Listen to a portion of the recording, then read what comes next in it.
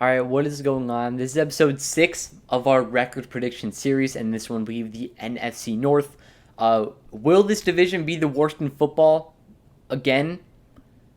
I really don't know. Nobody really knows until the season's over. But today we have our predictions for each team in that division. And starting out in fourth place shouldn't really be a surprise. I have the New York Giants finishing with a record of 5-12. I know the hiring of Brian Dable really brought some rejoice to Giants fans, maybe thinking that Daniel Jones could have a head coach now that thinks he can really succeed and actually help him succeed. Brian Dable was a coach in Buffalo who really helped Josh Allen flourish, and also at Alabama who helped with the quarterbacks. Hoping that they can do the same for Daniel Jones, but I really don't think it's going to be Dable's fault, but really just Daniel Jones, and I feel like this will be his last year as a starting quarterback in the NFL. The loss of James Bradbury is obviously going to be hurting that defense, but in the draft, they really improved, had one of the best drafts. I mean, how could you mess up having the 5th and 7th pick? But they brought in Kayvon Thibodeau and Evan Neal to improve both sides of the ball. I think that we can see this team, expect this team to be back in the top range of next year's draft. And on a side note, I think Kadarius Toney will be the team's number one receiver. Really don't see a guy who's going to be competing with him this season. Maybe Sterling Shepard, I guess, but I think Toney should be able to have a really good season if Daniel Jones can stay half decent for the season and also even healthy. Finishing third in this division, I have the Commanders finishing with a record of 7-10.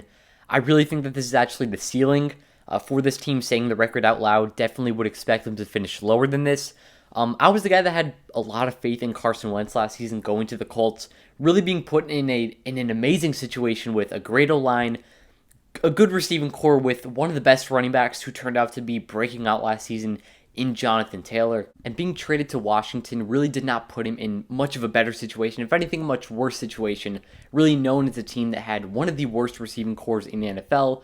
Did improve this offseason, though. Brought back Terry McLaurin on a really big extension. Got him paid for the summer and for the next couple years. And then Jahan Dotson, the speedy receiver who they brought in from the draft. So I really don't think this team is going to be good. Chase Young, who was basically the leader of that defense in his rookie season, got injured last season, was out for most of it, and maybe out for a little bit of the season, not too sure yet. But if he can stay healthy and the defense can play well, this team can maybe be near 500, but I don't think that they are good enough to be contending for that number one spot in this division. In second place, I have the Dallas Cowboys, finishing with the record of 11-6. Trading Amari Cooper this offseason really showed me that they had a lot of faith in CeeDee Lamb to be their wide receiver number one. I do too. I think he can really flourish in that position with Dak Prescott, who is not, I was about to say elite, but he's a good quarterback in this league. And I think CeeDee Lamb can really do well, possibly have a Pro Bowl type season. Michael Gallup and James Washington both, at least Michael Gallup coming off of an injury from last season. James Washington, I'm recording this on August 2nd. It's currently 9:29 p.m. James Washington got injured today at training camp. Not sure what his status is going to be going into this regular season, but I will figure that out soon, I guess. Also, Connor Williams, La'el Collins, both leaving in free agency. At least one got traded, one left in free agency. And yes, they have a good running back room in Dallas. To me, Tony Pollard is the true running back number one. Ezekiel Elliott just really hasn't had a better season than his rookie year, which had a lot of promising highlights in it, but really just has not lived up to it between injuries and just the weight gain has been reported. It's not looking good for him. Jerry Jones said that he wants Ezekiel Elliott to be the feature of this offense.